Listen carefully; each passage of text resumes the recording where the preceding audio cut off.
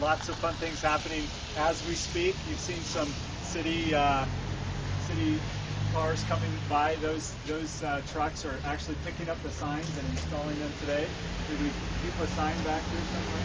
Nope, they're all going up. They're going to get picked efficient. up. Hopefully some of you guys have seen those signs as well. But we certainly want to, this has been a real community effort and a great effort on the part of some very hardworking individuals to see this come to fruition and to see this come true. It really has been years kind of in the making and trying to dial in what works not only for residents and people who are wanting to take the service for many different reasons, but also for visitors. And so making a system that would kind of accommodate so many different demographics has been a great challenge and opportunity to be a part of that.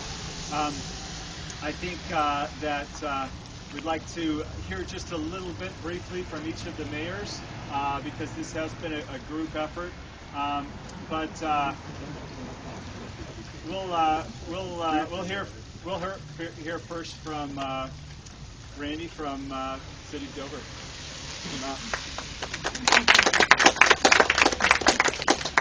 Well, we started this. There was a little stimulus money that was out and available, and we thought, well, we'll jump in and see if we can get some of that. We got a little tiny bus, and we've had a mayor's meeting and got talking to everybody and said, well, geez, we ought to have bigger buses and go on. So it kind of went from that to where we are today, and I'd like to thank everybody that's worked and helped on it.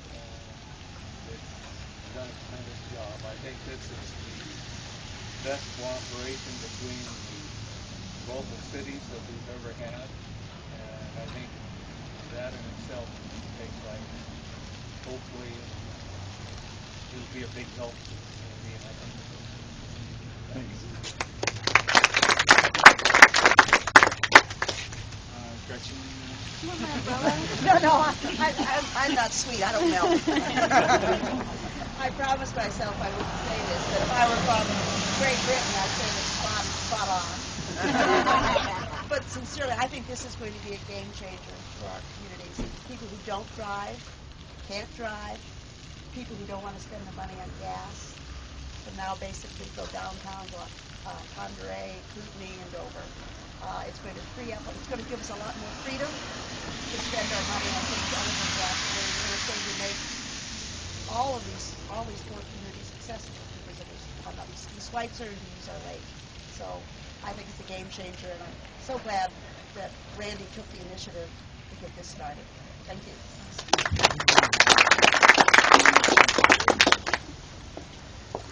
I don't melt either. I just want to thank Randy so much for getting this thing going and all the rest of the cities that came together with this. I have to especially thank the people in Ponderay who voted for that bed tax. Without that, that was big. So I committed that $170,000 originally, and without that bed tax, we wouldn't have that money. So I'm glad those people came forward and see the benefit of what this bus is going to do for this community. And Gretchen said it correctly that there are so many people who don't have cars, who are low income, who need to get from point A to point B. Without this free little bus service, where would we be?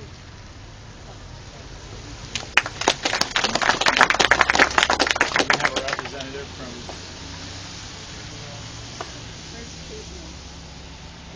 I don't think there is a representative, but I used to live in Kootenai. It's a great community. And I think the fact that we have all four communities involved is what made our grant applications look so strong down at the state level. So that cooperation, I think, is what really set the stage for this. And that's where we need to go moving forward. I think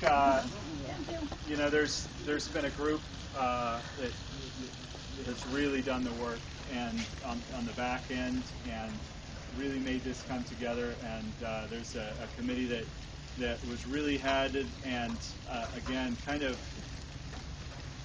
people that kind of came together that saw what was needed here, and we have to, I think, really give credit to the man who kind of also, helped us organize all the funding and work it all together, and that's Cliff Warren there, the man with the city.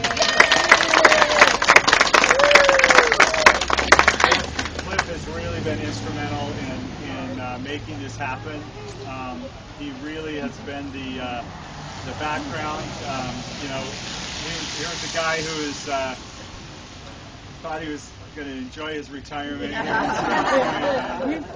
Has really been sucked right in, and I remember meeting him at the meetings a couple of years ago, and just talking, and when we were doing this for the state, the thing that rose to the top in needs was a free local community transportation system, and so we started meeting together, and the other three players that are very instrumental in making this happen.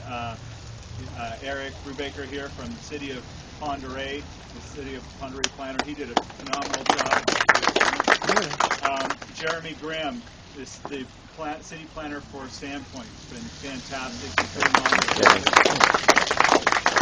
And then you have Marion, who was hired last year as the transportation manager. She's also been in all the meetings. We've been meeting every week to work hard to get this off together, and so we appreciate all of her efforts. She'll be your main contact person for this. Also want to again give a great shout out and appreciation to Panhandle State Bank, their contributions. And as well as Keoki Publishing, who's really rushed to get us all of the visual. It came together very quickly, and they did a fantastic job. So we want to give our appreciations out to them. Anybody else? Kate and Kate. Oh yes, and we also had committees that helped us. We were responsible for other committees, and much appreciation to Kate McAllister and Kate Lucia for their hard work with us in making this come together. We're really excited about this service, and it's going to evolve. I mean, these maps that you guys got today are literally hot off the press this morning, and it's a system that as we figure things out over the next couple of years, it's going to get more efficient, and it's going to serve us better. This is our start. It's certainly not the finish. And this is our summer. We're excited to offer the service in the winter and with some variation, and hopefully some great connections up to the mountain. We're just really fortunate to be able to see this kind of come to fruition now, and we hope that now is the time, as you guys go out. Now is the time to get people to change their way of thinking in Sandpoint, right? We've been a very car-oriented community for a long time, and now it's how do we get people to really change their concepts of transportation and its effects on in the next 10 years, as you look at what Sandpoint is going to be. Public transportation is going to be a big part of that, and being able to change our habits of how we get to work and how we save money and help the environment at the same time. So big thank you to all of you who came out this morning, and thanks to the hotels at Pend Oreille who are represented here today that passed that bed tax. That was really instrumental, and really appreciate all the work that has led up to this point. Thank you very much.